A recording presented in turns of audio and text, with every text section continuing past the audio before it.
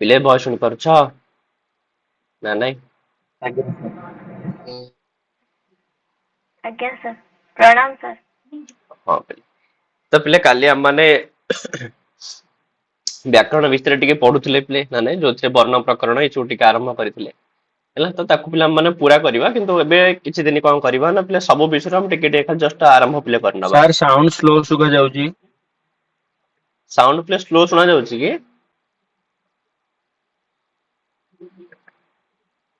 ଆରେ voice play ଠିକ ଠାକ ଶୁଣା ଯାଉଛି ତ, କିଛି ପ୍ରୋବ୍ଲେମ ନାହିଁ? ଆଜ୍ଞା ସାର୍, ଭଏସ କ୍ଲିୟର ହିଁ ଆସୁଛି। ଆଜ୍ଞା ସାର୍। ହଁ, ବୁଝିଲ କି ପିଲେ? ତ ଆଜି ଆମେ ମାନେ କଣ କରିବା ନା, ଯୋଉ ପିଲେ ଆମର ତ ଚାରିଟା ପାର୍ଟ ପାଖାପାଖି ରହିଛି ପିଲେ, ଗୋଟେ ବ୍ୟାକରଣ ପାର୍ଟ ରହିଛି, ଆଉ ଗୋଟେ ପିଲେ ସଂସ୍କୃତ ବାଙ୍ଗ୍ମୟ ପାର୍ଟ ଗୋଟେ ଅଛି ହେଲା। ତା ସହିତ ପିଲେ ପିଲେ ଆଉ କଣ ଅଛି ଆମର, ଶିକ୍ଷଣ ଅଭିରୁଚି। ହୁଁ, ଶିକ୍ଷଣ ଅଭିରୁଚି ଗୋଟେ ପାର୍ଟ ଅଛି ପିଲେ। ଏଇ ତିନିଟା ପାର୍ଟ ଆମର କାହା ପାଇଁ? ସିଏସ୍। ସିଏସୟୁ ସିଏସୟୁ ପାଇଁ ପିଲେ ସିଏସୟୁ ତିନିଟା ହିଁ ପାର୍ଟ। ଆଉ ଖାଲି ଏକ୍ସଟ୍ରା ପିଲେ ଦିଟା ପାର୍ଟ ଆଡ କରିଛି କୋଉଥିରେ ନା ଜଗନ୍ନାଥରେ, ଗୋଟେ ରିଜନିଂ ପାର୍ଟ ଆଉ ଗୋଟେ ହେଲା ପିଲେ କୋଉଟା ଜିକେ ଆଉ କରେଣ୍ଟ ଆଫେୟାର ପାର୍ଟ ହେଲା।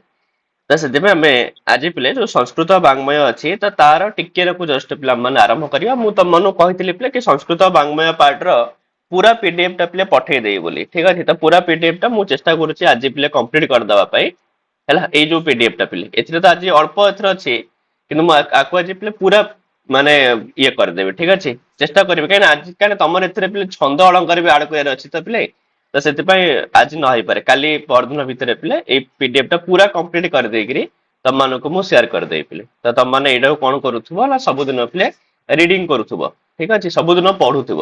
ତ ବାକି ଆମେ ଯେତେବେଳେ ବ୍ୟାକରଣ ପାର୍ଟ ପଢିବା, ତ ତାକୁ ସରିଲା ଭିତରେ ତମର ଏପଟେ ଏଇଟା ବି ସରିଯାଇଥିବ ପିଲେ। ଆଉ ଆମେ ଖାଲି ଜଷ୍ଟ ଓଭରଲୁକ୍ ଟେ କରିଦେଲେ ଆମର ସଂସ୍କୃତ ବାଙ୍ଗ୍ମୟ ପାର୍ଟ ପିଲେ ପୁରା କମ୍ପ୍ଲିଟ ହେଇଯିବ ହେଲା।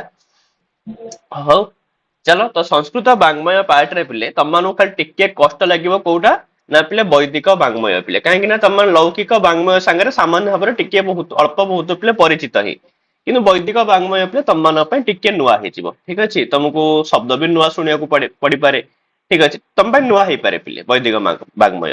ତ ସେଥିପାଇଁ ଏଇ ଯୋଉ ବୈଦିକ ବାଙ୍ଗ୍ମୟ ଅଛି, ତ ଏଇଟାକୁ ତମେ ଟିକେ ଭଲସେ ପିଲେ ମନେ ରଖିବା ପାଇଁ ଚେଷ୍ଟା କରିବ ହେଲା। ବୈଦିକ ବାଙ୍ଗ୍ମୟ କହିଲେ କଣ ନା, ଆମମାନଙ୍କର ଯୋଉ ସମ୍ପୂର୍ଣ୍ଣ ସଂସ୍କୃତ ପିଲେ ରହିଛି, ତାକୁ ନା ଦୁଇ ଭାଗରେ ବିଭକ୍ତ କରାଯାଇଛି ପିଲେ। ଆମର ସମ୍ପୂର୍ଣ୍ଣ ସଂସ୍କୃତ ବାଙ୍ଗ୍ମୟକୁ ପିଲେ ଦୁଇ ଭାଗରେ ବିଭକ୍ତ କରାଯାଇଛି। କଣ କଣ? ଗୋଟେ ହଉଛି ବୈଦିକ ବାଙ୍ଗ୍ମୟ, ଲୌକିକ ହଁ, ଏବଂ ବୈଦିକ ବାଙ୍ଗ୍ମୟ। ଆଉ ଗୋଟେ ହଉଛି ପିଲେ ଲୌକିକ ବାଙ୍ଗ୍ମୟ। ତ ପିଲେ ବୈଦିକ ବାଙ୍ଗ୍ମୟ ମାନେ ପିଲେ ଯାହା ଭିତରେ କଣ ନା ବେଦ, ଠିକ ଅଛି, ବ୍ରାହ୍ମଣ, ସଂହିତା, ବ୍ରାହ୍ମଣ, ଆରଣ୍ୟକ, ଉପନିଷଦ ଏସବୁ ପିଲେ ଯାଉଛି। ଖାଲି ଏତିକି ନୁହଁ, ତା ସହିତ ପିଲେ ବେଦର ଯୋଉ ପିଲେ 6ଟି ଅଙ୍ଗ ରହିଛନ୍ତି, ତ ସେ 6ଟି ଅଙ୍ଗ ଯାକ ମଧ୍ୟ ପିଲେ କୋଉଥିରେ ଯାଉଛି, ବୈଦିକ ବାଙ୍ଗ୍ମୟରେ ଯାଉଛି। ତ ବୈଦିକ ବାଙ୍ଗ୍ମୟ ଆଉ ଲୌକିକ ବାଙ୍ଗ୍ମୟ ପିଲେ ପରସ୍ପର ଠାରୁ ବହୁତ ଭିନ୍ନ ପିଲେ, ବହୁତ ଭିନ୍ନ। କାହିଁକି ନା ବେଦର ଯୋଉ ପିଲେ ବ୍ୟାକରଣ, ତାହା ଲୌକିକ ବ୍ୟାକରଣ ଠାରୁ ପିଲେ ସମ୍ପୂର୍ଣ୍ଣ ଭାବରେ ଭିନ୍ନ।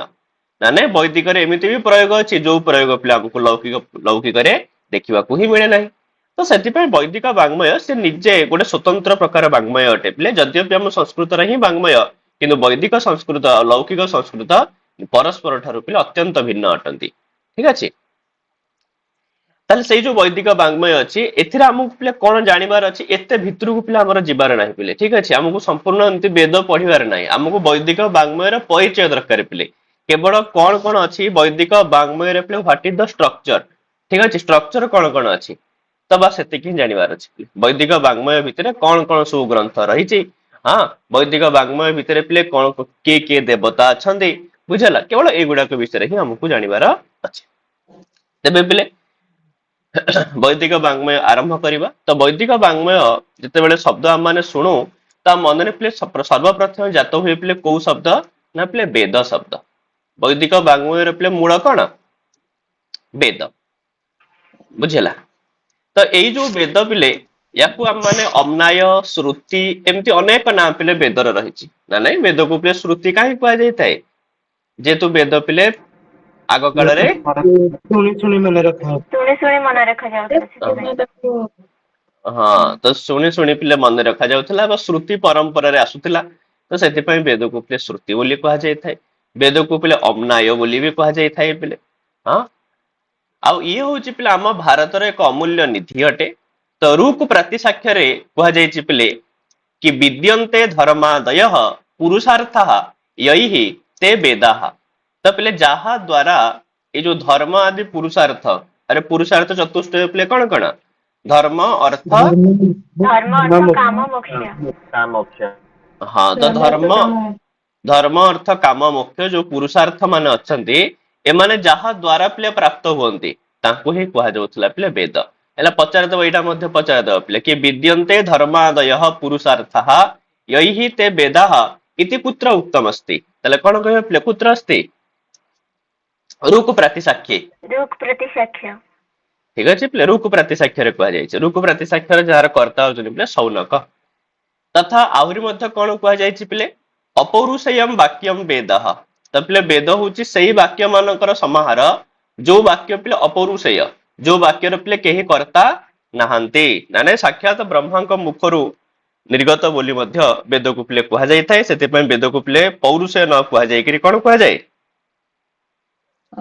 अपौरुषेय बोली कहा जाय अपौरुषेय हैला तले पिले अपौरुषेयम वाक्यम वेदः पुनश्च भाष्य भूमिका रे सायणाचार्य कहिसंती कि पिले इष्ट प्राप्ति अनिष्ट परिहारयो अलौकिकम उपायम यह वेदयति सह वेदः एटा मध्य पिले बहुत इंपोर्टेंट आ गोरथर पिले परीक्षा रे पचारितला पिले ए जो बीएड एंट्रेंस परीक्षा रे पिले थरे पचारितला कि पिले इष्ट प्राप्ति अनिष्ट परिहारयो अलौकिकम उपायम यह वेदयति सह वेदः इति कुत्र उक्तम व इति केन उक्तम तले कोन आंसर कहबो सायणाचार्य हाँ तो सायणाचार्येण उक्तम आ कुत्र उक्तम ना भाष्य भूमिकायाम ठीक अछि भाष्य भूमिकायाम उक्तम हैला पिले तले वेदर पिले हमर एठी तीनटा डेफिनेशन मन रखिते पिले विद्यन्ते धर्मादयः पुरुषार्थः यैहि ते वेदाः अपुरुषेयम वाक्यम वेदः आउ इष्ट प्राप्ति अनिष्ट परिहारयो अलौकिकम उपायम यह वेदयति सह वेदः तमान सबुदिन खाली पीडीएफ टाको ओपन करूथो जेते बेले तुमको पिले 10 मिनिट 5 मिनिट जेति के टाइम मिलला पिले बसी जा तमर तो फोन रे थिबो ओपन करियो पढुथो पिले हैला तम माने आरंभ रु पढी पढी जीवो मन को 15 मिनिट टाइम मिलला अल्प बाट पढी दल तापर तुम तमर क्लास काम कर कि जहा करिया कथा कर पुनी 15 मिनिट टाइम मिलला जो जाय पढितला ता पर ठारो पुनी पढी पढी जीवो चेष्टा करियो दिन दिन भरि करे पिले जेमति कंप्लीट कर दवा पई पीडीएफ टाको ठीक अछि जेति हेला पिलो एते ये नाही कि सब हुआ सर रूप प्रतिशेखड़ा के इलेक्शन रूप प्रतिसाक्ष्य लेक्चन सौनक ठीक अछि हां रूप प्रतिसाक्ष्यर कर्ता होचन के पिले सौनक हला तो एमते करी करी पढियो पिले आज जति पर्यंत गल्ला पिले जेतेला काली पुणी आरंभ करिवो काली तमे जोटू छाडितो सेठू आरंभ करिवोनी पिले काली पुणी आरंभ करिवो तो एटा असुविधा हुए सेति पय तमे दिनक भितरे जेति कि कंप्लीट हेले हो कि न हले नाही जो पर्यंत गल्ला गल्ला किनु ता पर दिन जो पढिवो सेटा पुणी आरंभ रे पढिवो हला तो एई टाइप रो तम माने गोटे मासे पर्यंत कर ये पूरा मन रही जियो पिले हला तापर कोन कहउचन पिले कि जदि वेद शब्दर व्युत्पत्तिगत अर्थ विचार करिबा तबे एपरि कहा जाई परिबो कि पिले धातु होची पिले विधि धातु पिले वेद शब्दर निष्पन्न केमति हेची धातु होची पिले को धातु विधि धातु विधि धातु रो पिले को प्रत्यय ना घय प्रत्यय विधि धातु रो पिले को प्रत्यय घय प्रत्यय ताले पिले व्याकरण नियम हिसाब रे पिले घय प्रत्ययटा को अर्थ रे हुए अरे घय प्रत्यय पिले को अर्थ रे हुए कोना हमरा तीनटा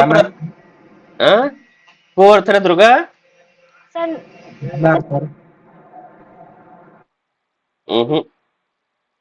हमर पिले तीनटा प्रत्यय अछन पिले गोटे हला पिले घय प्रत्यय गोटे हला पिले तीन प्रत्यय गोटे हला पिले लिउटु प्रत्यय ए तीनटा जाको प्रत्यय पिले भाव अर्थ रे होंती को अर्थ रे होंती भाव अर्थ रे होंती बुझला घय प्रत्यय लिउटु प्रत्यय आ को प्रत्यय कहली तीन प्रत्यय हैला ए तीनटा जाको प्रत्यय पिले भाव अर्थ रे होंती तो भाव अर्थ रे माने कोन जानछ पिले भाव अर्थ रे माने कोन ପିଲେ ଭାବ ଅର୍ଥର ମାନେ ହଉଛି ପିଲେ ଭାବର ମାନେ ହଉଛି ପିଲେ ଧାତୁ ଭାବର ଅର୍ଥ ହଉଛି ପିଲେ କ୍ରିୟା ଭାବର ଅର୍ଥ ପିଲେ କଣ କ୍ରିୟା ତାହେଲେ ପିଲେ ସେ କ୍ରିୟାର ଯାହା ଅର୍ଥ ଏ ପ୍ରତ୍ୟୟ ହେଲା ପରେ ବି ସେମାନଙ୍କର ସେଇଆ ହିଁ ଅର୍ଥ ରୁହେ ଯଥା ଉଦାହରଣ ପାଇଁ ପିଲେ ପଠ ପ୍ଲସ ଲ୍ୟୁଟୁ ରୂପ କଣ ପିଲେ ହବ सर पठनम ରୂପ ହବ ପିଲେ ପଠନମ ତାହେଲେ ଯଦି କିଏ ପଚାରେ ପିଲେ କି ପଠନମର ଅର୍ଥ କଣ ତମାନେ କହିବ ପଠନମର ଅର୍ଥ ହଉଛି ପଠ ଧାତୁର ଯାହା ଅର୍ଥ ପଠନମର ବି ସେଇ ଅର୍ଥ କାହିଁକି ନା ଏଟା ଭାବ ଅର୍ଥରେ ହେଇଛି ଭାବ ଅର୍ଥର ମାନେ ହିଁ ହଉଛି ଏଇଆ ପିଲେ ଠିକ ଅଛି ତ ପଠ ଧାତୁର ଅର୍ଥ କଣ ନା ପଠ ଧାତୁର ଅର୍ଥ ହଉଛି ବ୍ୟକ୍ତାୟାମ ବାଚି ସ୍ପଷ୍ଟ ଭାବରେ କହିବା ଆଉ ପଠନମର ମାନେ ବି ସ୍ପଷ୍ଟ ଭାବରେ କହିବା ବୁଝିଲା ପିଲେ ସେମିତି ପିଲେ କ୍ରୁ ପ୍ଲସ 3 ହେଲେ କଣ ରୂପ ହବ ପିଲେ କୃତି ହି ଆରେ କ୍ରୁ ପ୍ଲସ 3 ରୂପ କଣ ହବ କୃତି ହି ବା କ୍ରୁ ପ୍ଲସ ଲ୍ୟୁଟ ରୂପ ହବ କରଣମ ତ ଏମାନଙ୍କର ଅର୍ଥ କଣ ନା କ୍ରୁ ଧାତୁର ଯାହା ଅର୍ଥ ଆଙ୍କର ବି ସେଇଆ ଅର୍ଥ ଇଏ ହଉଛି ପିଲେ ଭାବ ଅର୍ଥରେ ତାହେଲେ ଏଠି ମଧ୍ୟ ପିଲେ ବିଧି ପ୍ଲସ ଘଏ ଏଇ ଯୋଉ ପ୍ରତ୍ୟୟ ହେଲା ରୂପ ହେଲା ପିଲେ ବେଦହ ତାହେଲେ ପିଲେ ବିଧି ଧାତୁର ଯାହା ଅର୍ଥ ବେଦହର ମଧ୍ୟ ପିଲେ ସେଇଆ ଅର୍ଥ ଆରେ ପିଲେ ବିଦ୍ ଧାତୁର ଯାହା ଅର୍ଥ ବେଦ ଶବ୍ଦର ବି ସେଇଆ ଅର୍ଥ ତ ସେଇ କଥା କହୁଛନ୍ତି ପିଲେ କି ବିଦ୍ ଧାତୁରୁ ଘୟଂ ପ୍ରତ୍ୟୟ କଲେ ବେଦ ଶବ୍ଦ ପିଲେ ନିଷ୍ପନ୍ନ ହୋଇଥାଏ ତେବେ ତାହେଲେ ଏଠି ଏଠି ପିଲେ କଣ ହଉଛି ନା ସେ କହିବା କଥା ଠିକ ଅଛି ବିଦ୍ ଧାତୁର ଘୟ ପ୍ରତ୍ୟୟ କଲେ ବେଦ ଶବ୍ଦ ନିଷ୍ପନ୍ନ ହଉଛି ଆଉ ଯେହେତୁ ଘୟ ପ୍ରତ୍ୟୟ ପିଲେ ଭାବ ଅର୍ଥରେ ହୁଏ ସେଥିପାଇଁ ବିଦ୍ ଧାତୁର ପିଲେ ଯାହା ଅର୍ଥ ହବ ବେଦ ଶବ୍ଦର ମଧ୍ୟ ସେଇଆ ଅର୍ଥ ହବ କିନ୍ତୁ ଆମର ତ ପାଣିନୀୟ ବ୍ୟାକରଣରେ ଧାତୁ ପାଠ କରାଯାଇଛି ସେ ଧାତୁ ପାଠ ହିସାବରେ ପିଲେ ବିଦ୍ ଧାତୁ 4ଟା ଅଛନ୍ତି ବିଦ୍ ଧାତୁ ପିଲେ କେତେଟା ଅଛନ୍ତି 4ଟା ପିଲେ ବିଦ୍ ଧାତୁ ଅଛନ୍ତି ଚାରିଟା ତାହେଲେ ବିଦ୍ ଧାତୁର ପିଲେ 4ଟା ଅର୍ଥ ଅଛି ତ ସେଥିପାଇଁ ବେଦ ଶବ୍ଦର ମଧ୍ୟ ପିଲେ 4ଟି ଅର୍ଥ ହବ ହଁ ତାହେଲେ ପିଲେ ବିଦ୍ ଧାତୁର 4ଟି ଅର୍ଥ ଅଛନ୍ତି କଣ କଣ ପିଲେ ନା ଗୋଟେ ଧାତୁ ଅଛି ପିଲେ ବିଦ୍ ସତ୍ତାୟାମ ପିଲେ ସତ୍ତା ଅର୍ଥରେ ମାନେ ବିଦ୍ୟମାନ ଅର୍ଥରେ ତାହେଲେ ବେଦ ସବୁବେଳ ପାଇଁ ବିଦ୍ୟମାନ ବିଦ ଜ୍ଞାନେ ତ ବିଦ୍ ଧାତୁର ଆଉ ଗୋଟେ ଅର୍ଥ ହଉଛି ପିଲେ ଜ୍ଞାନେ ଜାଣିବା ତାହେଲେ ବେଦ ଶବ୍ଦର ଅର୍ଥ ମଧ୍ୟ ପିଲେ ଜାଣିବା ଜ୍ଞାନ ଆଉ ପିଲେ ବିଦ୍ ବିଚାରଣେ ଆଉ ଗୋଟେ ଧାତୁ ଅଛି ପିଲେ ବିଦ୍ ଧାତୁର ଅର୍ଥ ବିଚାର କରିବା ତାହେଲେ ଯୋଉଠି ବିଚାର କରାଯାଇଛି ସେ ବି ବେଦ ବିଦିଲୁ ଲାଭେ ମାନେ ଲାଭ କରିବା ତାହେଲେ ବେଦରେ ମଧ୍ୟ ଲାଭ କରାଯାଏ କଣ ଲାଭ କରାଯାଏ ନା ପିଲେ ପୁରୁଷାର୍ଥକୁ ଲାଭ କରାଯାଏ ତାହେଲେ ଏଇ ଯୋଉ 4ଟି ଯାକ ଅର୍ଥ ପିଲା ଅଛି ବିଦ୍ ସତ୍ତାୟାମ ବିଦ୍ ଜ୍ଞାନେ ବିଦ୍ ବିଚାରଣେ ଆଉ ବିଦ୍ ନୃଲାଭେ ଏଇ 4ଟା ଯାକ ମଧ୍ୟ ମନେ ରଖିଥିବ ପିଲେ 4ଟା ଯାକ ଅର୍ଥ ହେଲା ପଚାରିଦବ ବେଦର ଯୋଉ 4ଟି ଅର୍ଥ ଭିତରୁ କୋଉ କୋଉ ଅର୍ଥ ଯାଉଛି ଠିକ ଅଛି ପିଲେ ବିଦ୍ ସତ୍ତାୟାମ ବିଦ୍ ଜ୍ଞାନେ ବିଦ୍ ବିଚାରଣେ ଆଉ ହଉଛି ପିଲେ ବିଦ୍ ନୃଲାଭେ ତେଣୁ ବେଦ ଶବ୍ଦର ପିଲେ ବ୍ୟୁତ୍ପତ୍ତିଗତ ଅର୍ଥ ଏପରି ହେବ ପିଲେ ବିଦନ୍ତି ଜାନନ୍ତି ବିଦ୍ୟନ୍ତେ ଭବନ୍ତି ବିନ୍ତେ ବିଚାରୟତି ବିଦନ୍ତେ ଲଭନ୍ତେ ସର୍ବେ ମନୁଷ୍ୟାଃ ସତ୍ତ୍ୱ ବିଦ୍ୟାମ୍ ୟୈଃ ଯେଷୁ ବା ତଥା ବିଦ୍ୱାଂସଶ୍ଚ ଭବନ୍ତି ତେ ବେଦାଃ ତାହେଲେ ବିଦ୍ ଧାତୁର ପିଲେ ଆମର ଯୋଉ ବ୍ୟୁତ୍ପତ୍ତିଗତ ଅର୍ଥ ପିଲେ ଏଇଭଳିଆ ହବ ତ ଯାହା ଦ୍ୱାରା ସବୁ ମଣିଷ ମାନେ ଜାଣନ୍ତି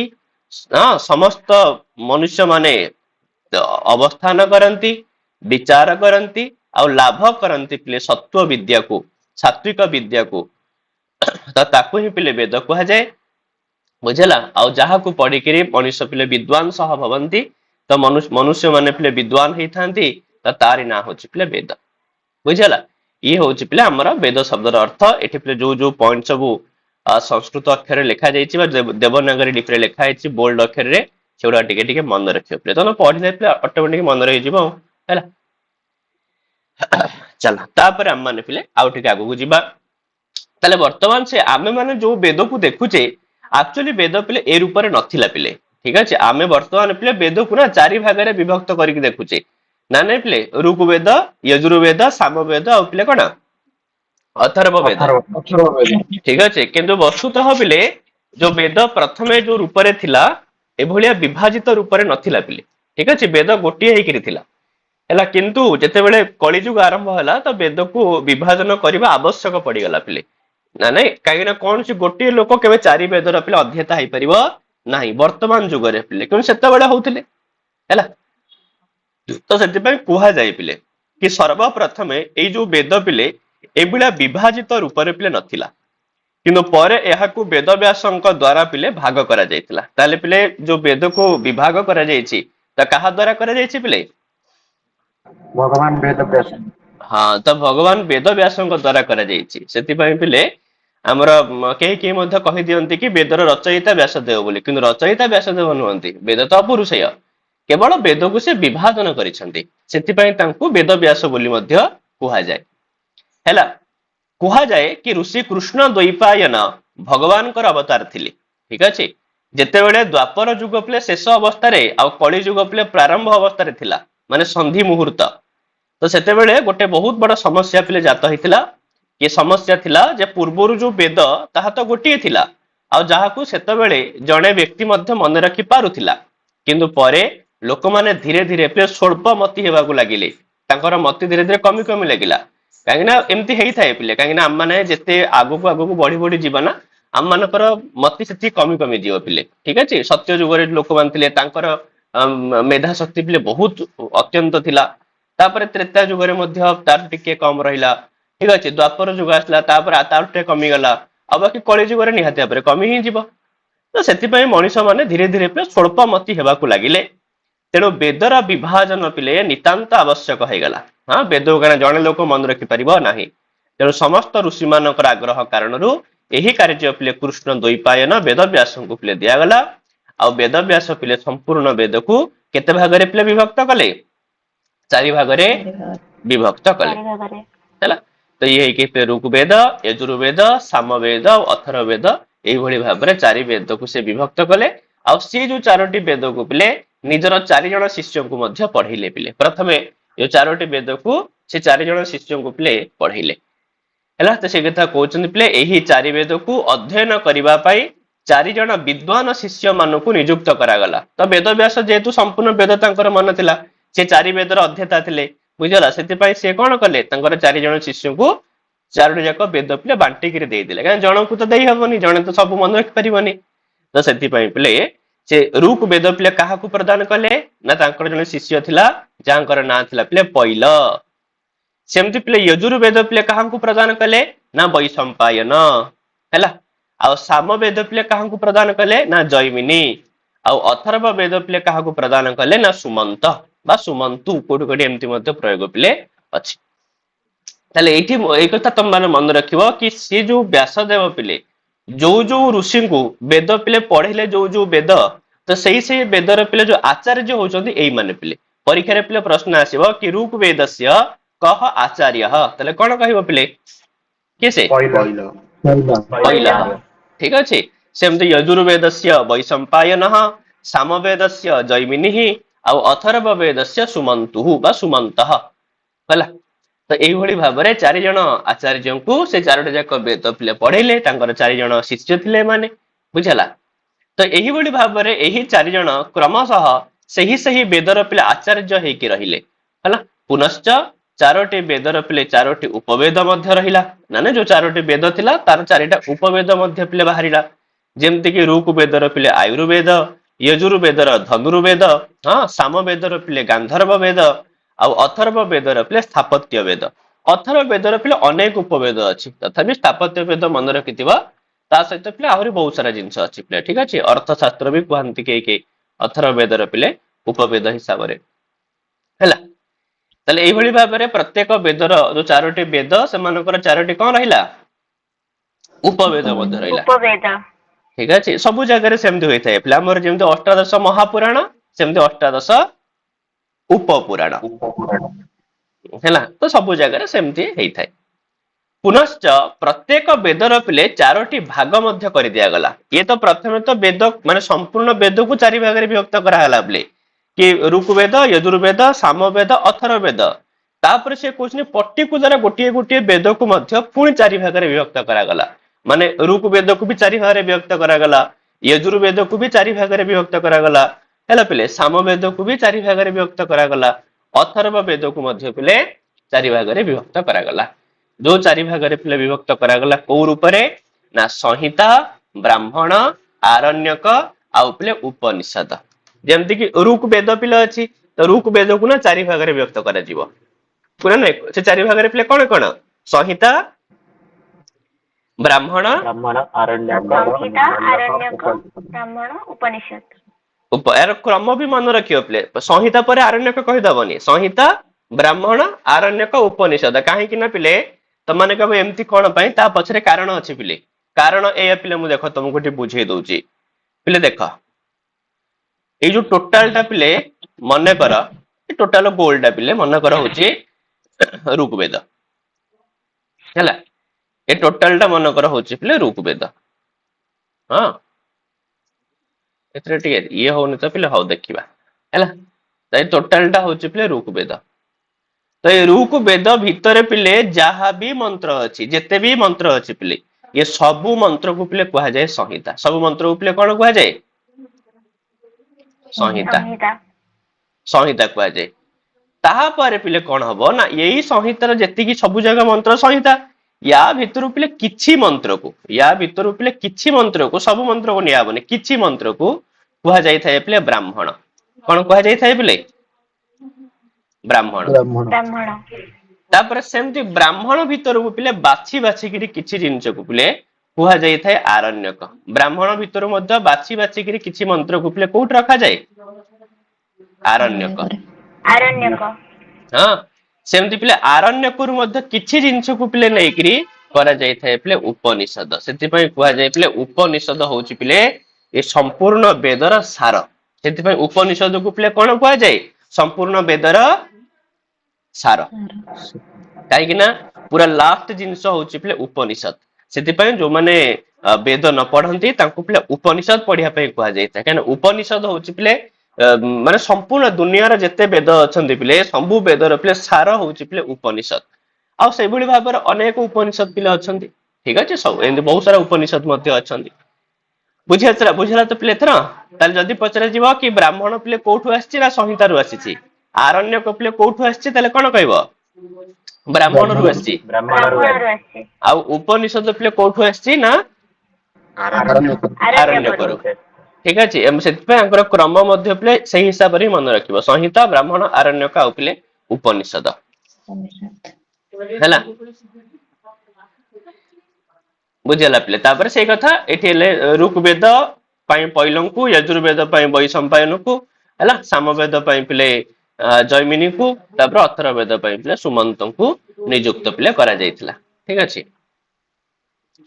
ଆଉ ସେମିତି ଯୋଉ ଚାରୋଟି ବେଦର ପିଲେ ଚାରୋଟି ଉପବେଦ ରହିଲା ଋଗ୍ବେଦ ପିଲେ ଆୟୁର୍ବେଦ ଯଜୁର୍ବେଦ ପିଲେ ଧନୁର୍ବେଦ ସାମବେଦର ପିଲେ ଗାନ୍ଧର୍ବ ବେଦ ହଁ ଅଥର୍ବ ବେଦର ହଉଛି ପିଲେ ସ୍ଥାପତ୍ୟ ବେଦ ଇଏ ହଉଛି ସେମାନଙ୍କର ପିଲେ ଉପବେଦ ଗୁଡାକ ହେଲା ଆଉ ପିଲେ ଯୋଉ ପୁନଶ୍ଚ ପ୍ରତ୍ୟେକ ବେଦର ପିଲେ ଚାରୋଟି ଭାଗ କରାଗଲା ସବୁ ବେଦର ପିଲେ ଋଗ୍ବେଦରେ ବି ଚାରିଟା ପିଲେ ସଂହିତା ବ୍ରାହ୍ମଣ ଆରଣ୍ୟକ ଉପନିଷଦ ଯଜୁର୍ବେଦର ସେମିତି ସଂହିତା ବ୍ରାହ୍ମଣ ଆରଣ୍ୟକ ଉପନିଷଦ ସାମବେଦର ବି ସଂହିତା ବ୍ରାହ୍ମଣ ଆରଣ୍ୟକ ଉପନିଷଦ ଅଥର୍ବବେଦର ମଧ୍ୟ ପିଲେ ସଂହିତା ବ୍ରାହ୍ମଣ ଆରଣ୍ୟକ ଉପନିଷଦ ଏଇ ଯୋଉ ଚାରୋଟି ବେଦ ଭିତରୁ କଣ ଗୋଟିଏ ବେଦ ପିଲେ ଏମିତି ଅଛି ଯୋଉ ବେଦର ପିଲେ ଦିଟା ଖଣ୍ଡ ଅଛି ପିଲେ ସେ ବେଦ ପିଲେ କୋଉଟା ଯଜୁର୍ବେଦ ଯଜୁର୍ବେଦ କାହିଁକି ନା ଯଜୁର୍ବେଦର ପିଲେ ପରେ କଣ ହେଲା କି ପରେ ପିଲେ ବିଭାଜନ ହେଇଗଲା ବୁଝିଲା ଯଜୁର୍ବେଦ ପିଲେ ପରେ ବିଭାଜନ ହେଇଗଲା ମାନେ କୋଉ ରୂପରେ ଗୋଟେ ହେଇଗଲା ଶୁକ୍ଳ ଯଜୁର୍ବେଦ କୃଷ୍ଣ ଶୁକ୍ଳ ଯଜୁର୍ବେଦ ଯଜୁର୍ବେଦ କୃଷ୍ଣ ଯଜୁର୍ବେଦ ହଁ ତ ଶୁକ୍ଳ ଯଜୁର୍ବେଦ ଆଉ ପିଲେ କୃଷ୍ଣ ଯଜୁର୍ବେଦ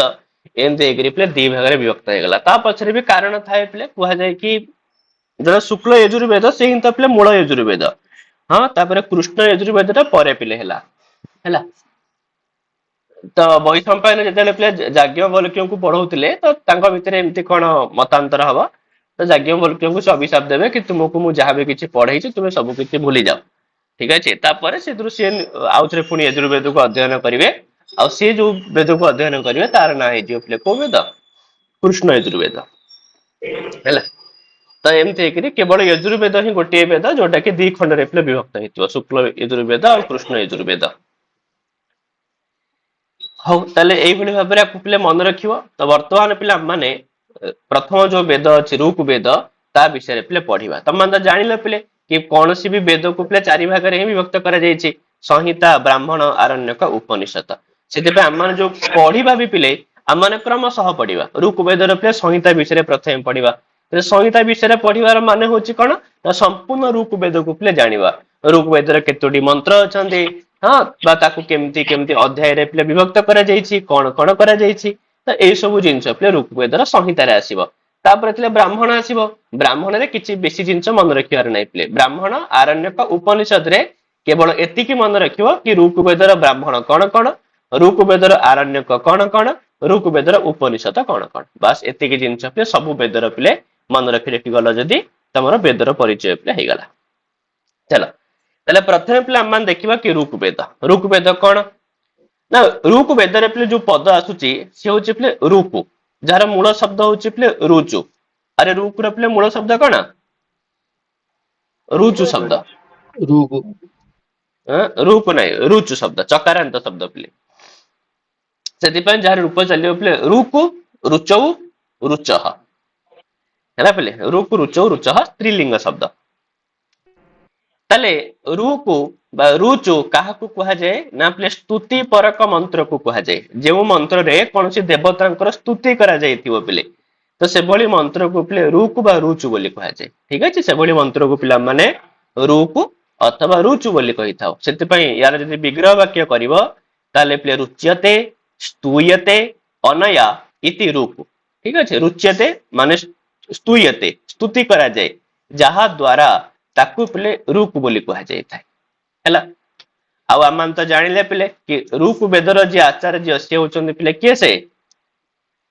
କହିଲ କହିଲ ହେଲା ଋଗ୍ବେଦର ପିଲେ ଯୋଉ ଋତ୍ବିକ ତାଙ୍କୁ କୁହାଯାଏ ପିଲେ କଣ ହୋତା ହେଲା ଋତ୍ବିକର ମାନେ ହଉଛି ପିଲେ କଣ କନଫ୍ୟୁଜନ ହବାର କିଛି କଥା ନାହିଁ ଆମ ମାନଙ୍କର ଯୋଉ ପିଲେ ବହୁତ ବଡ ବଡ ସବୁ ଯଜ୍ଞ କରାଯାଇଥାଏ ପିଲେ ହଁ ଯଜ୍ଞରେ ପିଲେ ନିୟମ ହିସାବରେ ଚାରି ବେଦର ଆଚାର୍ଯ୍ୟଙ୍କୁ ଡକାଯାଏ ମାନେ ଯଜ୍ଞରେ ପିଲେ କାହାକୁ ଡକାଯାଏ ଚାରି ବେଦର ଯୋଉମାନେ ହଁ ଚାରି ବେଦରେ ପିଲେ ଯୋଉମାନେ ଚାରି ବେଦରେ ତ ସମସ୍ତେ ଜଣେ ଜଣେ ତ କେହି ନଥିବ ବିଭିନ୍ନ ବେଦର କେହି ନା କେହି ଥିବେ ପିଲେ ଋଗ୍ବେଦର ଜଣେ ଆସିଥିବ ହଁ ଯଜୁର୍ବେଦର ଜଣେ ଆସିଥିବେ ଠିକ ଅଛି ସେମିତିକା ସାମବେଦର ଜଣେ ଆସିଥିବେ ଅଥର୍ବବେଦର ଜଣେ ଆସିଥିବେ ତ ଏଇ ଯୋଉ ଜଣେ ଜଣେ ଆଚାର୍ଯ୍ୟ ଆସିଥାନ୍ତି ଏମାନଙ୍କୁ ସବୁ ପିଲେ ଋତ୍ବିକ ବୋଲି କୁହାଯାଇଥାଏ ଋତ୍ବିକ ହଁ ଆଉ ଯିଏ ପିଲେ ଋଗ୍ବେଦର ଯିଏ ଋତ୍ବିକ ଆସିଥିବ ଯିଏ ବ୍ରାହ୍ମଣ ଆସିଥିବେ ତାଙ୍କୁ କଣ କୁହାଯାଏ ପିଲେ ହୋତା ହୋତା ହେଲା ଋଗ୍ବେଦର ପିଲେ ଯିଏ ମାନେ ଅଧ୍ୟେତା ବା ଯିଏ ପିଲେ ଯଜ୍ଞ କର୍ତ୍ତା ଆସିଥିବେ ତାଙ୍କୁ ଆମେ ମାନେ ହୋତା ବୋଲି କହିଥାଉ ତାପରେ ସେ କହୁଛନ୍ତି ପିଲେ କି ଋଗ୍ବେଦର ଅନ୍ୟ ନାଁ ହଉଛି ପିଲେ ଦଶ ତଇ ବା ପିଲେ ହୋତୃବେଦ ହେଲା ଋଗ୍ବେଦର ପିଲେ ଦିଟା ନାଁ ଅଛି ଗୋଟେ ହଉଛି ପିଲେ ଦଶ ତଇ ଆଉ ଗୋଟେ ହଉଛି ପିଲେ କଣ ହୋତୃବେଦ ଦଶ ତଇ ପିଲେ ଏଥିପାଇଁ କୁହାଯାଏ ଯେହେତୁ ଏଥିରେ ପିଲେ 10ଟା ମଣ୍ଡଳ ଅଛି ଆଉ ବାକି ହୋତୃବେଦ ଏଥିପାଇଁ କୁହାଯାଏ ଯେହେତୁ ଏଥିରେ ପିଲେ ହବନ କାର୍ଯ୍ୟ କରାଯାଇଥାଏ ବା ଋଗ୍ବେଦର ଯେ ଋତ୍ବିକ ସେ ହୋତା ସେଥିପାଇଁ ୟାକୁ ହୋତୃବେଦ ବୋଲି କୁହାଯାଇଥାଏ ହେଲା ତାହେଲେ ଏଇଭଳି ଭାବରେ ସେ କହୁଛନ୍ତି ବର୍ତ୍ତମାନ ଯୋଉ ଋଗ୍ବେଦ ଅଛି ୟାକୁ ବର୍ତ୍ତମାନ ପିଲେ ବିଭକ୍ତ କରିବା କାହିଁକିନା ଋଗ୍ବେଦରେ ପିଲେ ଅନେକ ମନ୍ତ୍ର ଅଛନ୍ତି ତ ସେମାନଙ୍କୁ ବର୍ତ୍ତମାନ ପିଲା ଆମେ କଣ କରିବା ନା ପିଲେ ବିଭକ୍ତ କରିବା ସେ କହୁଛନ୍ତି କି ଋଗ୍ବେଦକୁ ପିଲେ ତମେ ଦି ପ୍ରକାରରେ ଭାଗ କରିପାରିବ ହେଲା ଋଗ୍ବେଦକୁ ପିଲା ଆମେ ଦୁଇ ପ୍ରକାରରେ ପିଲେ ବିଭାଜନ କରିପାରିବା ତାହେଲେ କୋଉ କୋଉ କ୍ରମ ହିସାବରେ ନା ଗୋଟେ ହଉଛି ପିଲେ ଅଷ୍ଟକ କ୍ରମ ହିସାବରେ ଗୋଟେ ହଉଛି ପିଲେ ମଣ୍ଡଳ କ୍ରମ ଅନୁସାରେ ଅର୍ଥାତ ଏଇ ଯୋଉ ସମ୍ପୂର୍ଣ୍ଣ ଋଗ୍ବେଦ ପିଲେ ଅଛି ୟାକୁ ପିଲେ ଆମେ ଦି ପ୍ରକାରରେ ଭାଗ କରିପାରିବା କୋଉ କୋଉ କ୍ରମ ପିଲେ ଅଷ୍ଟକ କ୍ରମ ଆଉ ଗୋଟେ ହଉଛି ମଣ୍ଡଳ ଗ୍ରାମ ମଣ୍ଡଳ କ୍ରମ ହେଲା ତ ଯେତେବେଳେ ପିଲେ ପ୍ରଥମେ ଆମେ ଋଗ୍ବେଦକୁ ଅଷ୍ଟକ କ୍ରମରେ ଭାଗ କରିବା ତ ଏଥିରେ ନା ପିଲେ 8ଟି ଅଷ୍ଟକ ଅଛି ମାନେ ସମ୍ପୂର୍ଣ୍ଣ ଋଗ୍ବେଦକୁ ପିଲେ କେତୋଟି ଅଷ୍ଟକରେ ବିଭକ୍ତ କରାଯାଇଛି 8ଟି ଅଷ୍ଟକରେ ତ 8ଟି ଅଷ୍ଟକରେ ବିଭକ୍ତ କରାଯାଇଛି ଅଷ୍ଟକର ମାନେ ହଉଛି ପିଲେ 8 ତ ଯେହେତୁ 8ଟା ଅଷ୍ଟକ ତ ପ୍ରତି ଅଷ୍ଟକରେ ପିଲେ 8ଟି ଲେଖା ଅଧ୍ୟାୟ ତାହେଲେ ଟୋଟାଲ ପିଲେ କେତୋଟି ଅଧ୍ୟାୟ ହେଇଯିବେ 64ଟି 64 ଅଧ୍ୟାୟ ସେଥିପାଇଁ ଅଷ୍ଟକ କ୍ରମ ଅନୁସାରେ ଯଦି ପିଲେ ଋଗ୍ବେଦକୁ ଆମେ ବିଭକ୍ତ କରୁ ତାହେଲେ ସେଥିରେ ନା ପିଲେ ଆମକୁ 8ଟି ଅଷ୍ଟକ ଦେଖିବାକୁ ମିଳିବ ଆଉ 64ଟି ଅଧ୍ୟାୟ ଦେଖିବାକୁ ମିଳିବ ଆଉ ପ୍ରତିଟି ମନ୍ତ୍ର ମାନଙ୍କୁ ପିଲେ 2024ଟି ବର୍ଗରେ ମଧ୍ୟ ବିଭକ୍ତ କରାଯାଇଛି ତାହେଲେ ଏତିକି ମନେ ରଖିବ କି ଯଦି ଆମେ ଋଗ୍ବେଦକୁ ଅଷ୍ଟକ କ୍ରମ ଅନୁସାରେ ବିଭକ୍ତ କରୁଛେ ତାହେଲେ ଆମକୁ ସେଥିରେ 8ଟି ଅଷ୍ଟକ 64ଟି ଅଧ୍ୟାୟ 2024ଟି ବର୍ଗ ଆମକୁ ଦେଖିବାକୁ ମିଳିବ ଯଦି ଅଷ୍ଟକ୍ରମ ହିସାବରେ କରାଯାଏ କିନ୍ତୁ ପ୍ରାୟତଃ ଅଷ୍ଟକ୍ରମ ଅନୁସାରେ ନ କରିକି ପିଲେ ପ୍ରାୟତଃ ତାକୁ ପିଲେ ମଣ୍ଡଳ କ୍ରମ ଅନୁସାରେ ବିଭକ୍ତ କରିଥାନ୍ତି ଋଗ୍ବେଦକୁ ପିଲେ ପ୍ରାୟଶଃ କୋଉ କ୍ରମରେ ବିଭକ୍ତ କରାଯାଏ ପିଲେ ମଣ୍ଡଳ କ୍ରମ ହିସାବରେ सर ये ହେଲା। जो अष्टमी गुड़ाकर ना जो सब अच्छी कौन जटा माला से गुड़ा किसी मन रखियो पड़िबन ना ସେଇଟା ଅଷ୍ଟକ ନୁହଁ, ସେ ହଉଛି ବେଦର ବେଦ ପାଠର ବିକୃତି। ଜଟା ମାଲା ଶିଖା ରେଖା ଧ୍ୱଜ ଦଣ୍ଡ ରଥୁ ଘନ। ହେଲା। आगे आगे विकृति से गुड़ा ହଁ आगे से ସେ ଆଗକୁ ଆସିବ। ଅଷ୍ଟौ ବିକୃତୟ ପ୍ରୋକ୍ତା। ଠିକ ଅଛି। ଏ ବିକୃତି ଏଥିପାଇଁ କରାଯାଏ ପିଲେ ବେଦର ସୁରକ୍ଷା ପାଇଁ। ବେଦର ସୁରକ୍ଷା ପାଇଁ ତାକୁ ବିକୃତି କରାଯାଏ, ସେ ଅଲଗା ଜିନିଷ। ବୁଝିଲା ତ? ओके ତାହେଲେ ଅଷ୍ଟକ କ୍ରମ ହିସାବରେ ପିଲେ ଏମିତିଆ କଥା। ତାହେଲେ ମଣ୍ଡଳ କ୍ରମ ହିସାବରେ ପିଲେ କଣ ନା, ମଣ୍ଡଳ କ୍ରମ ଅନୁସାରେ ଏଥିରେ ରହିଛି ପିଲେ 10ଟି ମଣ୍ଡଳ। ଋଗ୍ବେଦରେ ପିଲେ ରହିଛି କେତୋଟି ମଣ୍ଡଳ? 10ଟି ମଣ୍ଡଳ ରହିଛି। ହେଲା। ଆଉ ପିଲେ 85ଟି ପିଲେ ଅନୁବାକ ରହିଛି। ଅନୁବାକ ୱାନ୍ ଟାଇପ ଅଫ ଅଧ୍ୟାୟ। ଠିକ ଅଛି। ତାହେଲେ 10ଟି ମଣ୍ଡଳ ପିଲେ 85ଟି ଅନୁବାକ, ଆଉ ତା ସହିତ ପିଲେ ଅନେକ ସୂକ୍ତ। ତାହେଲେ କେତୋଟି ସୂକ୍ତ ପିଲେ ନା 1017 ପ୍ଲସ 11 1028। ତମେ କହିବ ଡାଇରେକ୍ଟ ତ 1028 କହିଥାନ୍ତ, ଏମିତି ଲେଖିବା କଣ ଦରକାର? ତ ଲେଖିବାର ଆବଶ୍ୟକତା ହଉଛି ପିଲେ କି 1000 ଯୋଉ 17ଟା ଅଛି ଇଏ ତ ପିଲେ ମୂଳ ସୂକ୍ତ, କିନ୍ତୁ 11ଟା ଯୋଉ ସୂକ୍ତ ଅଛି ଏଇଟା କି ପ୍ରକ୍ଷିପ୍ତ ସୂକ୍ତ ଗୁଡାକ, ଯାହାକୁ ପିଲେ ଖିଲ ସୂକ୍ତ ବୋଲି କୁହାଯାଏ। ଏଇ 11ଟା ସୂକ୍ତ ପିଲେ କୋଉ ସୂକ୍ତ? किलो किलो सुक्त सुक्ता ହଁ, ତ ୟାକୁ ପିଲା ଖିଲ ସୂକ୍ତ ବୋଲି କୁହାଯାଏ ବା ପ୍ରକ୍ଷିପ୍ତ ସୂକ୍ତ ବୋଲି କୁହାଯାଏ। ସେଥିପାଇଁ ୟାକୁ ପିଲା ଆମେ ଏମିତି ଲେଖିଛେ। ତ 1017 ପ୍ଲସ 11 ଇଜ ଇକ୍ୱାଲ ଟୁ ପିଲା କେତେ? 1028ଟି ସୂକ୍ତ ପିଲା ଆମକୁ ଦେଖିବାକୁ ମିଳିଥାଏ ପିଲେ। ଆଉ ଋଗ୍ବେଦର ଯୋଉ ପ୍ରଥମ ସୂକ୍ତ ସିଏ ହଉଛି ପିଲେ କୋଉ ସୂକ୍ତ? अग्नि सूक्त ଅଗ୍ନି ସୂକ୍ତ। ହେଲା। ଋଗ୍ବେଦର ପିଲେ ଯୋଉ ପ୍ରଥମ ସୂକ୍ତ ସିଏ ହଉଛି ପିଲେ ଆମର ଅଗ୍ନି ସୂକ୍ତ ପିଲେ। ହେଲା। ତ ଦିଟା କ୍ରମ ହିସାବରେ ମନେ ରଖିବ, ଅଷ୍ଟକ କ୍ରମ ହିସାବରେ ଆଉ ପିଲେ ମଣ୍ଡଳ କ୍ରମ ହିସାବରେ। ତାପରେ ଆମମାନେ ପିଲେ ଋଗ୍ବେଦର ଉପବେଦ ଜାଣିଲେ ପିଲେ ଆୟୁର୍ବେଦ। ଋଗ୍ବେଦର ଉତ୍ପତ୍ତି ପିଲେ କୋଉଥିରୁ ହେଇଛି? ଅଗ୍ନିରୁ ହେଇଛି। ତ ସେଥିପାଇଁ ଋଗ୍ବେଦର ଦେବତା ବି କିଏ ହେବେ? ଅଗ୍ନି। अग्नि अग्नि ହେଲା। ତ ଋଗ୍ବେଦର ଦେବତା ମଧ୍ୟ ପିଲେ ଅଗ୍ନି। ଆଉ ଋଗ୍ବେଦ ହଉଛି ପିଲେ ବାକ ତତ୍ଵର ସଂକଳନ। ଠିକ ଅଛି। ଋଗ୍ବେଦରେ ପିଲେ ବାକ ତତ୍ଵ ରହିଛି।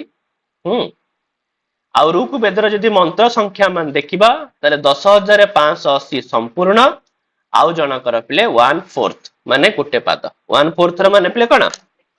ଗୋଟେ ପାଦ। ହେଲା। ତ ଋଗ୍ବେଦର ମନ୍ତ୍ର ସଂଖ୍ୟା ପିଲେ 10,580 ଆଉ ପିଲେ 1/4। ଠିକ ଅଛି, ମାନେ ଗୋଟେ ପାଦ ପିଲେ। କାହିଁକି ନା ଯାହାହେଲେ ଆମ ମାନଙ୍କର ଯୋଉ ପିଲେ ମନ୍ତ୍ର ଅଛି, ମନ୍ତ୍ରରେ ପିଲେ କେତେଟା ପାଦ? ନର୍ମାଲି 4ଟି ପାଦ। ଅବଶ୍ୟ ସବୁ चारोटी ସବୁ ଛନ୍ଦରେ ପିଲେ 4ଟି ପାଦ ନୁହଁ। ବୈଦିକରେ ଲୌକିକରେ ସିନା ଆମର ସବୁ ଛନ୍ଦରେ ପିଲେ 4ଟି ପାଦ, କିନ୍ତୁ ବେଦରେ ପିଲେ ସବୁ ଛନ୍ଦରେ 4ଟି ପାଦ ନାହିଁ ପିଲେ। ନା ନାଇଁ, 3ଟି ପାଦ ଅଛି, 5ଟି ପାଦ ଅଛି। ବୁଝିହେଲା ପିଲେ? 3, 4, 5 ତମକୁ ଦେଖିବାକୁ ମିଳିବ ତ ପାଦ ସଂଖ୍ୟା ପିଲେ। ଯେମିତି ଅଗ୍ନି ସୂକ୍ତ ପିଲେ କୋଉ ଛନ୍ଦରେ ଲେଖା ହେଇଛି ପିଲେ? ଆର ଅଗ୍ନି ସୂକ୍ତ ପିଲେ ଆମର ଯୋଉ କଣ ତ୍ରିଷ୍ଟୁପ ଛନ୍ଦରେ ଲେଖା ହେଇଛି। ଇନ୍ଦ୍ରବଜ୍ର ଉପଜାତି ସେଇଭଳିଆ। ନାଇଁ ନାଇଁ, ତ୍ରିଷ୍ଟୁପ ଛନ୍ଦ ପିଲେ ନୁହଁ। ଆମର ମୁଁ ଭୁଲ କହିଲି ପିଲେ, ଗାୟତ୍ରୀ ଛନ୍ଦରେ ଲେଖା ହେଇଛି ପିଲେ ଆମର କଣ? ଅଗ୍ନି ସୂକ୍ତ ପିଲେ। କାହିଁକିନା ଉକ୍ତା ତିକ୍ତା ତଥା ମଧ୍ୟ ପ୍ରତିଷ୍ଠାନ୍ୟା ସୁପୂର୍ବିକା ଗାୟତ୍ରୀ। ହେଲା। ଗାୟତ୍ରୀ ଛନ୍ଦରେ ଲେଖା ହେଇଛି ଅଗ୍ନି ସୂକ୍ତ ପିଲେ। ତ ଗାୟତ୍ରୀ ଛନ୍ଦରେ ଲେଖା ହେଇଛି ଭଳିଆ ତ ଗାୟତ୍ରୀ ଛନ୍ଦ, ତମର ଗାୟତ୍ରୀ ଛନ୍ଦ ପଢିନଥିବ ପିଲେ। ଆମର ନର୍ମାଲି ଏଥିରେ ନାହିଁ ଗାୟତ୍ରୀ ଛନ୍ଦ ଲୌକିକରେ। ବୁଝିଲ? ଆମର ଲୌକିକରେ ଅନୁଷ୍ଟୁପ ଛନ୍ଦରୁ ଆରମ୍ଭ ହଉଛି, ମାନେ ପ୍ରତିପାଦରେ 8ଟି ଅକ୍ଷର ହିସାବରେ ଆରମ୍ଭ ହଉଛି। ନା ନାଇଁ? ତ ଯୋଉ ଗାୟତ୍ରୀ ଛନ୍ଦ ପିଲେ ଅଛି, ତ ସେ ଗାୟତ୍ରୀ ଛନ୍ଦରେ ପିଲେ କଣ ହବା ଦରକାର ନା 24ଟା ଅକ୍ଷର ହବା ଦରକାର। ଟୋଟାଲ ଉପରେ 24ଟା ଅକ୍ଷର ହବା ଦରକାର। ସେଥିପାଇଁ ଯୋଉ ଗାୟତ୍ରୀ ଛନ୍ଦରେ ପିଲେ 3ଟା ପାଦ କରି ଦିଆଯାଇଛି। ତ ପ୍ରତି ପାଦରେ କେତେଟା ଲେଖା ଅକ୍ଷର ପଡିବ? 8ଟି ଲେଖେ। ହେଲା। ତାହେଲେ ଗାୟତ୍ରୀ ଛନ୍ଦରେ ଯଦି ପଚାରିବ ପିଲେ ପାଦ ସଂଖ୍ୟା କେତେ, ତାହେଲେ କେତେ କହିବ? 3। ତିନିଟା ହେଲା। 3ଟି ପାଦ ପିଲେ। ହେଲା ପିଲେ। ତାହେଲେ ଋଗ୍ବେଦର ପିଲେ ମନ୍ତ୍ର ସଂଖ୍ୟା ହେଲା ପିଲେ 10,580 ଆଉ ପିଲେ ଗୋଟିଏ ପାଦ। ଅଥବା ଆଉ କୋଉଠି କୋଉଠି କୁହାଯାଇଥାଏ ପିଲେ କି 10,552। ଠିକ ଅଛି ପିଲେ। ତ ଏତିକି ପିଲେ ଋଗ୍ବେଦର ମନ୍ତ୍ର ସଂଖ୍ୟା। ତାପରେ ପିଲେ କଣ କହୁଛନ୍ତି? ତ ବର୍ତ୍ତମାନ ଏଇ ଯୋଉ ଜିନିଷଟା ପିଲେ, ଏଇଟା ଟିକେ ତମ ମାନଙ୍କ ପାଇଁ ପିଲେ ଇମ୍ପୋର୍ଟାଣ୍ଟ। ଏଇଟାକୁ ତମ ମାନେ ମନେ ରଖିବ। ହେଲା।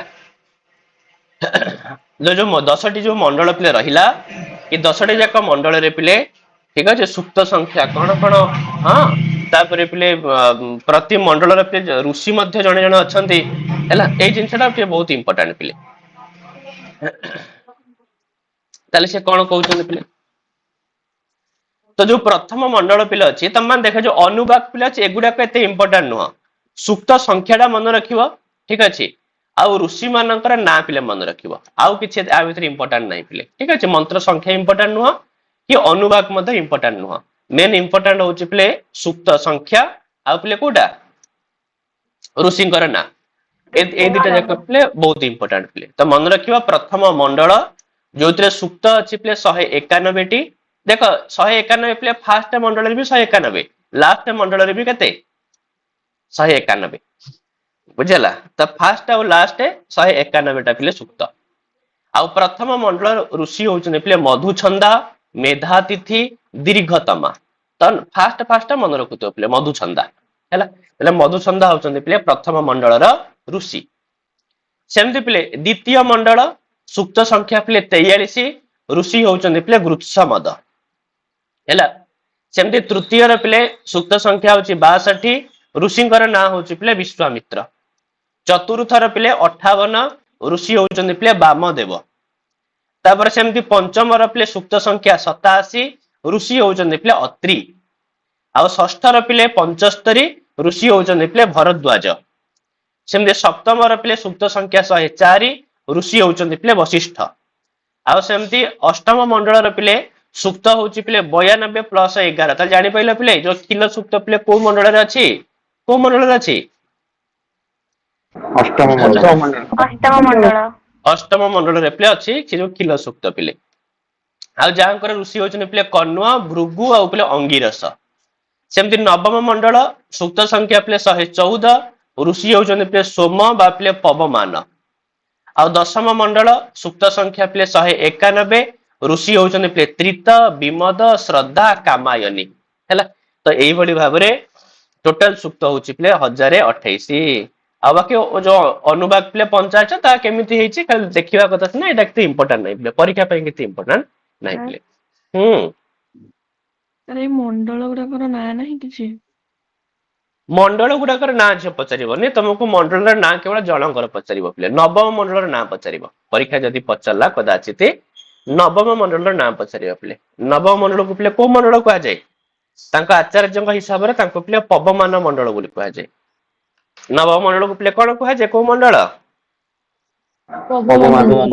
पवमान मंडल आउ को मंडल र ना पचारिबनी हैला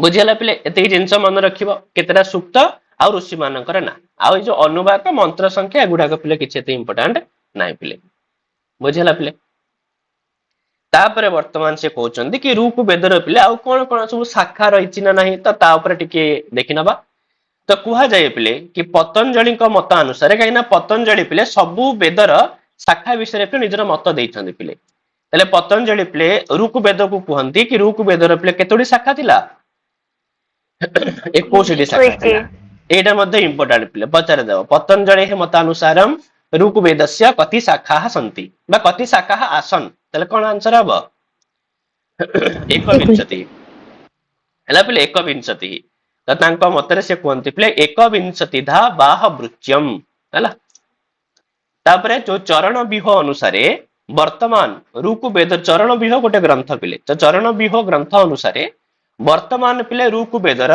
5टी शाखा उपलब्ध कौन कौन पिले साकल बास्कल आश्वलायन सांखायन आउ पिले कौन मांडुकायन हैला तले चरण विह हिसाब रे से कहउछन ऋग्वेदर पिले केतोटी शाखा उपलब्ध 5टी शाखा पिले उपलब्ध साकल बास्कल आश्वलायन सांखायन आउ मांडुकायन 5टा जगह शाखा मन रखियो पिले पचार दबो एते सु ऋग्वेदस्य कह का शाखा ठीक अछि किंतु वर्तमान पिले अवश्य वर्तमान तो 4टा जगह शाखा मिलुनी वर्तमान केवल गोटे ही शाखा मिलुची पिले को शाखा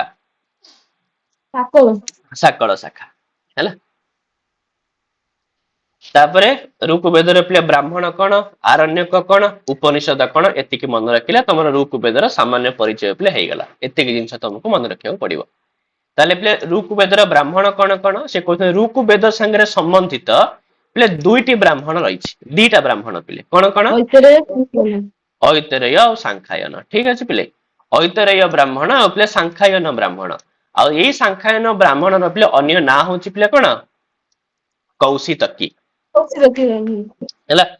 यहाँ टे इम्पोर्टाट पिले सांख्यायन ब्राह्मण पिले अन्य ना हूँ कौन, कौशितकी ब्राह्मण पिले। आउ बाकी ये जो परिचय गुड़ाक अच्छे गुड़ाक इम्पोर्टाट नुह, खाली मुझे जानापी लिखिदेची पिले है। ऐतरेय ब्राह्मण में 40 अध्याय रही, प्रत्येक 5-5 अध्याय को लेकर पंचिका, तो यही भाव में 8टा पंचिका भितर पिले 285 खंड रही। ठीक है, एगुड़ाक तुम इम्पोर्टाट एत भी नुह, कहीं कौन सी परीक्षा पिले गुड़ाक प्रश्न आसी न थाए। आउ पिले कौशितकी ब्राह्मण में 30 अध्याय तथा 226 पिले खंड रही, बुझेगा। तो तुम मैंने खाली ब्राह्मणर ना ही मन रखि पिले, ब्राह्मणर ना जब पचार सांख्यायन ब्राह्मणर अन्य ना एगुड़ाक पचार दे पारे पिले। ठीक अच्छे, तो से जोड़ाक अनपेक्षित मुझे तुमको कहीदे पिले से गुड़ाक एत स्ट्रेस दबनी, कि जोड़ाक इंपोर्टाट कहूँ निहाती मन रखियो है।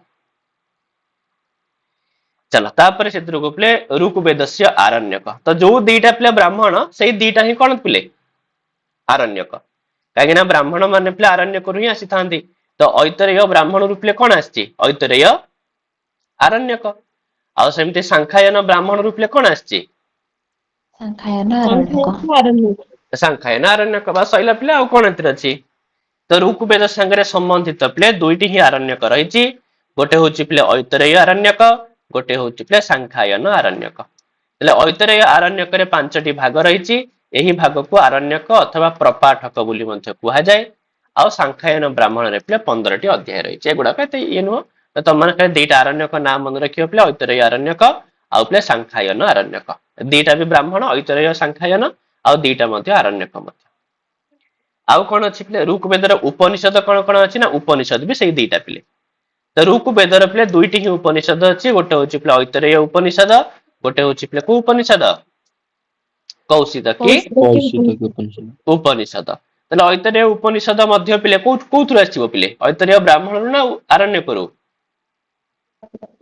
ऐतरेय आरण्य करो। ऐतरेय आरण्य करू। से कहला ऐतरेय आरण्यकर द्वितीय अध्यायर 4th खंडरू 6ठ खंड पर्यंत जी अंश तार ना ही हूँ ऐतरेय उपनिषद, कहीं ऐतरेय आरण्यकर जी बहुत अंश थी तार किसी अंश हूँ पिले उपनिषद।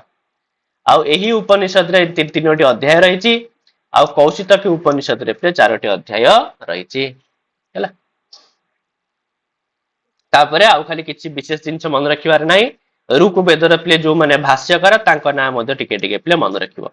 ऋग्वेद उपरे पिले को माने भाष्य करिसंती, तो स्कंद स्वामी ए नाटी को पिले बहुत भल से मन रखुथिबो पिले। ये होउचंदी पिले सर्व प्राचीन भाष्यकार। यदि पचार दो पिले वेदस्य सर्व प्राचीन भाष्यकार कह, ताले पिले उत्तर कोन हबो, स्कंद स्वामी। नाई जदि पचारला कि वेदस्य प्रसिद्ध भाष्यकार कह, ताले कोन कहबो पिले, सायणाचार्य है पिले। जदि प्रसिद्ध भाष्यकार कह ताहले सायणाचार्य, आ जदि पिले प्रथम भाष्यकार कह ताहले पिले कौन, स्कंद स्वामी है। स्कंद स्वामी भवती प्रथम भाष्यकार। हाँ एंतरे कौन बढ़िया श्लोकटे पिला अच्छी है। स्कंद स्वामी होचंदी पिले प्रथम भाष्यकार वेदर पिले, ऋग्वेदर भी ये भी प्रथम भाष्यकार पिले।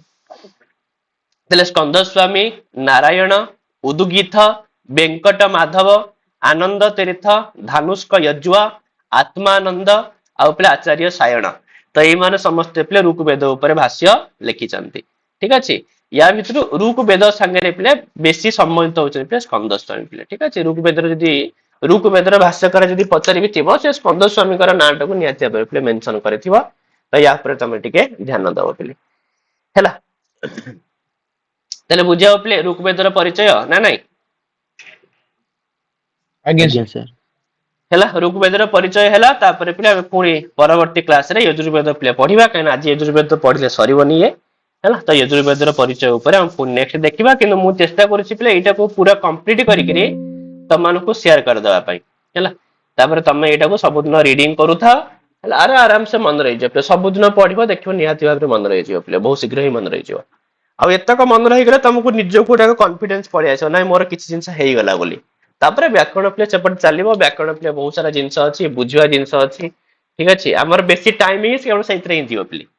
ଆରେ ଆମ ବିଏଡ ର ପିଲା ଅଧିକ ସମୟ କୋଉଥିରେ ପଳେଇବ, ଖାଲି ବ୍ୟାକରଣ ହେଲା। ଆଉ ଏଗୁଡାକ ସବୁ ସେମିତି ସେମିତି ସରିଯିବ। ଶିକ୍ଷଣ ଅଭିରୁଚି 5-6ଟା କ୍ଲାସରେ ଶେଷ ହେଲା। ମେନ୍ ଆମକୁ ଟାଇମ ଲାଗିଯିବ ପିଲା ବ୍ୟାକରଣ ପିଲା ପଢିବା ପାଇଁ, କାହିଁକିନା ବ୍ୟାକରଣରେ ବହୁତ ସାରା ପାର୍ଟ ଅଛି, ତାକୁ ଦେଖି ଦେଇକିରି ପଢିବାର ଅଛି ପିଲା, ଠିକ ଅଛି। ହଉ ଆମେ ପୁଣି ପିଲେ କାଲିକି ଦେଖିବା ଆଉ। ସାର୍ ପ୍ରଣାମ। ହଁ प्रणाम सर। ପ୍ରଣାମ ସାର୍। ପ୍ରଣାମ ସାର୍।